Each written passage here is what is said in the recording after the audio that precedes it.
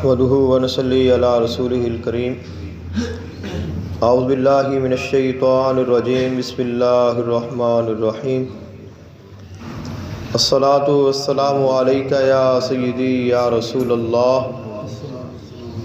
وعلی آلک واصحابک واہل بیتک یا سیدی یا نور اللہ۔ محترم حاضرین، آج 20 رمضان المبارک ہے اور آج الحمدللہ ماہ رمضان المبارک کا دوسرا عشرہ مکمل ہو رہا ہے، اور اس کے ساتھ ہی وہ لوگ جنہوں نے اعتکاف بیٹھنا ہے وہ آج اعتکاف بیٹھیں گے، اور ماہ رمضان المبارک کا تیسرا اور آخری عشرہ آج مغرب سے شروع ہو جائے گا۔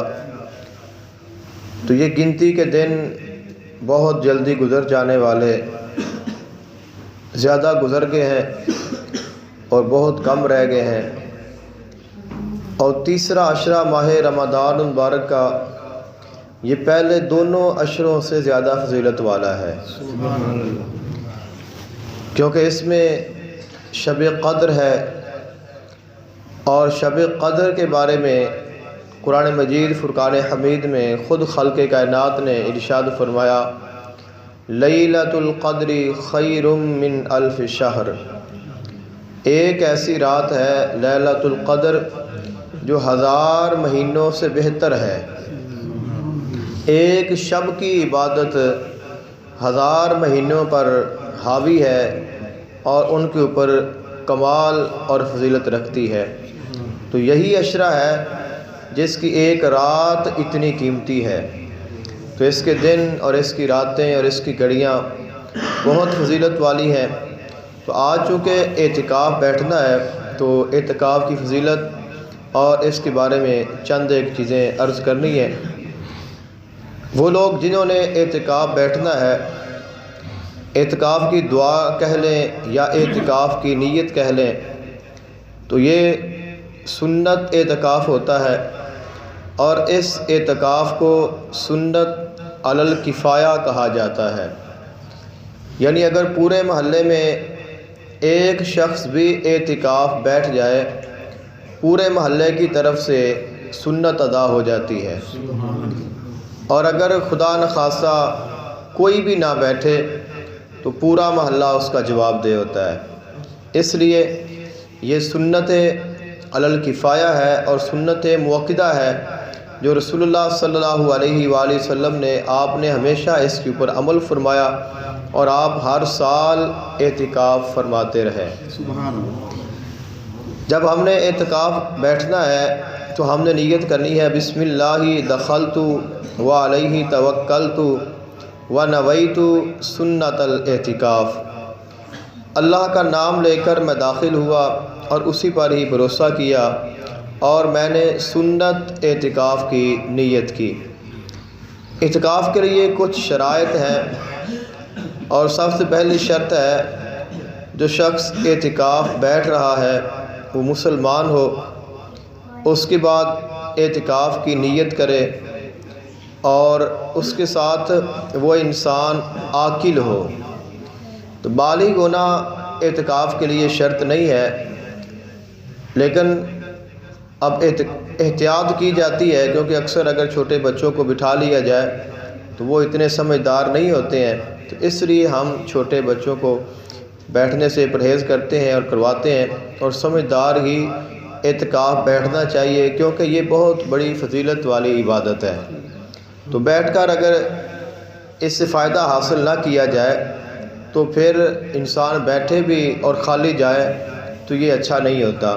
لیکن اس پہ یہ ہے، وہ بچے جو حافظ ہیں اگر ان میں سے کوئی اعتکاف بیٹھے تو اگر نابالغ بھی ہو تو ہم اس کو بٹھا لیتے ہیں، اجازت دے دیتے ہیں۔ اس کی وجہ یہ ہوتی ہے کہ وہ پہلے ہی اسلام سے واقف ہوتا ہے، احکام سے واقف ہوتا ہے، نماز پڑھنا، قرآن پڑھنا، دیگر چیزیں اس کی طبیعت میں ہوتی ہیں۔ تو اس لیے جو حافظ بچے ہیں وہ اگر نابالغ بھی ہوں تو ان کو اعتکاف بٹھا لیا جاتا ہے کیونکہ وہ سمجھدار ہوتے ہیں۔ تو ویسے بھی اعتکاف کے لیے بلوغت شرط نہیں ہے، سمجھدار ہونا، عاقل ہونا شرط ہے کہ اس بندے کو شرعی احکام کا پتہ ہو، وضو کیسے کرنا ہے، نماز کیسے پڑھنی ہے، تلاوت کیسے کرنی ہے، مسجد کا ادب کیا ہے، قرآن پاک کا ادب کیا ہے، تو یہ چیزیں جو جانتا ہے وہ بیٹھ سکتا ہے۔ اور اس کے علاوہ پاکیزگی ہے، اور اس کے ساتھ جو بندہ اعتکاف بیٹھے گا اس کے لیے روزہ رکھنا شرط ہے۔ اگر کوئی شخص اعتکاف بیٹھے اور وہ کہے کہ میں روزہ نہ رکھوں تو اس کا اعتکاف نہیں ہو سکتا۔ تو اعتکاف وہی بیٹھے گا جو روزہ رکھ سکتا ہے، جو کسی بھی عذر کی وجہ سے اگر روزہ نہیں رکھ رہا یا رکھوا رہا ہے یا بیمار ہے تو وہ اعتکاف نہیں بیٹھ سکتا۔ اس کے علاوہ مرد کا جو اعتکاف ہے وہ مسجد میں ہوتا ہے، اور سب سے افضل جو اعتکاف ہے وہ تو مسجد حرام میں ہے۔ اللہ تعالیٰ اگر توفیق عطا فرمائے تو خانہ کعبہ میں، مسجد حرام میں اعتکاف بیٹھنا سب سے زیادہ فضیلت والا ہے۔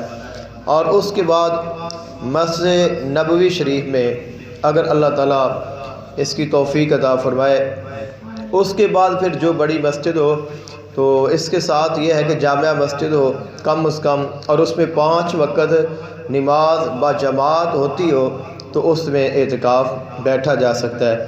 اگر کسی بیٹی نے، بہن نے اعتکاف بیٹھنا ہو تو وہ اپنے گھر میں ہی اعتکاف بیٹھے گی، اور اپنے گھر میں، ہر گھر میں شرعی طور پہ ایسی جگہ ہونی چاہیے جس کو مسجد کا نام دیا جائے اور جس کو بیت المسجد کہا جاتا ہے۔ گھر میں بہنیں نماز پڑھتی ہیں یا ہم میں سے کوئی بھی اگر نوافل ادا کرتا ہے، سنتیں ادا کرتا ہے، قرآن پاک کی تلاوت کرتا ہے، تو ایسی جگہ ہونی چاہیے کہ جہاں پہ ہم بیٹھ کے عبادت کر سکیں۔ اگر نہیں ہے تو آپ کسی بھی جگہ کا انتخاب کر کے اور اس کو بیت المسجد کا نام دے کر وہاں پہ اعتکاف کی نیت کر کے بیٹھ سکتے ہیں۔ باقی جو شرائط ہیں وہ وہی ہیں جو مردوں کے لیے ہیں، لیکن عورت اپنے گھر میں بیٹھے گی اور جس جگہ پہ بیٹھے گی اس کو بیت المسجد کا نام دیں گے اور اس کے بعد وہ اعتکاف میں بیٹھیں گی۔ اور اعتکاف بیٹھنا اس کی بہت بڑی فضیلت ہے۔ حضور سرور کائنات صلی اللہ علیہ وآلہ وسلم نے ارشاد فرمایا، وَمَا اعْتَكَفَ يَوْمَ ابْتِغَاءَ وَجْهِ اللَّهِ جَعَلَ اللَّهُ بَيْنَهُ وَبَيْنَ النَّارِ 3 خَنَادِقَ كُلُّ خَنْدَقٍ أَبْعَدُ مِمَّا بَيْنَ الْخَافِقَيْنِ۔ محبوب علیہ السلام نے ارشاد فرمایا، جو شخص اللہ کی رضا کے حصول کے لیے ایک دن کا اعتکاف کرتا ہے، تو اعتکاف بیٹھنے کا جو مقصد ہے وہ رضا الہی ہے۔ اس کے علاوہ اور کوئی مقصد لے کر اعتکاف نہیں بیٹھنا چاہیے۔ اعتکاف بیٹھ رہے ہیں تو ہم نے اپنے اللہ کو راضی کرنا ہے، اس کی رضا حاصل کرنی ہے۔ آقا علیہ الصلوۃ والسلام نے فرمایا، جو شخص ایک دن کا اعتکاف کرتا ہے، ایک دن سے مراد ہوتا ہے 24 گھنٹے، ایک دن سے مراد 24 گھنٹے ہوتے ہیں، اور اس کا طریقہ کار یہ ہوتا ہے، آپ مغرب کی نماز سے پہلے یعنی غروب آفتاب سے پہلے مسجد میں آ جائیں اور رات مسجد میں گزاریں، اگلے دن صبح سحری کریں، روزہ رکھیں، اور اگلے دن شام روزہ افطار کریں، مغرب کی نماز مسجد میں پڑھیں اور پھر آپ گھر چلے جائیں، تو یہ آپ کا ایک دن کا اعتکاف ہوتا ہے۔ کچھ لوگ یہ پورا اعتکاف نہیں بیٹھ سکتے تو وہ آخر میں 2-3 دن 27ویں کے بعد اعتکاف کرتے ہیں، تو کچھ لوگ اس بات کو اچھا نہیں سمجھتے، تو کوئی اگر ایک دن کا بھی اعتکاف کرے تو یہ بڑا فضیلت والا ہے، اگر کوئی کرنا چاہے تو وہ کر سکتا ہے۔ اور ایک دن کے بارے میں محبوب علیہ السلام نے ارشاد فرمایا، جو شخص ایک دن کا اعتکاف کرتا ہے، اللہ تعالیٰ اس شخص اور جہنم کے درمیان 3 خندقیں حائل کر دیتا ہے، جن میں سے ہر خندق اس سے زیادہ بڑی ہوتی ہے جتنا زمین اور آسمان کے درمیان فاصلہ ہے۔